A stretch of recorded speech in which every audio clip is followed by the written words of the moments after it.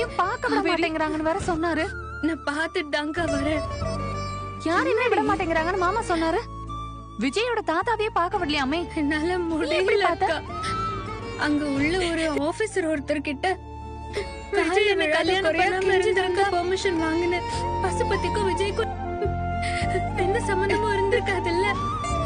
சரிடி, விஜய் எப்படி இருக்காரு? தைரியமா இருக்க கஷ்டப்பட வேண்டியது இருந்திருக்காதுல்ல. தைரியமா தான் யோசிக்காதடி. என்னாலதான் அவரு ஜெயில இருக்கிறது தைரியமா இல்ல. அவர் என்ன கல்யாணம் பண்ண பாவத்துக்கு இதெல்லாம் அனுபவிக்க வேண்டியதா இருக்கு பாத்தியா? காவேரி, என்னடி இப்படி எல்லாம் பேசுற? ஆயிடும் காவேரி. நிஜமாதான்க்கா, என்ன கல்யாணம் பண்ண போய் தானே அவருக்கு இவ்ளோ கஷ்டமோ. ஜெய வெளியில கொண்டு வர ஏதாவது ஏற்பாடு பண்ணிருக்காங்களா? புடிச்ச ஆட்டுது போல. ஏய், அப்படி எல்லாம் சொல்லாதடி. தாத்தா ஏதோ ஏற்பாடு பண்ணிட்டு இருக்கறதா குமரன் மாமா தைரியமா இருக்காருன்னு சொன்னல்ல. பாரு, அவர் நல்லபடியா வெளியில வந்துருவாரு. நீ இப்படி மனசு விடுற மாதிரி பேசாதடி. தாத்தா கிட்டயும் பேசிட்டு தான்க்கா வரேன். நீ இப்படி எல்லாம் பேச மாட்டியடி. எவ்வளவோ கஷ்டம் வந்த தலைமறைவா இருந்தது. பாத்துக்கலாம், நீ தைரியமா தானடி இருப்ப. கோர்ட்ல பெண்ணடி நேரம் அதுதான் சொல்றேன். இப்போதைக்கு என்னைக்கு உன்னை கல்யாணம் பண்ணானோ அன்னைக்கே போச்சுடி அவனோட நிம்மதி. விஜய்க்கு எதிராக தான் இருக்கு.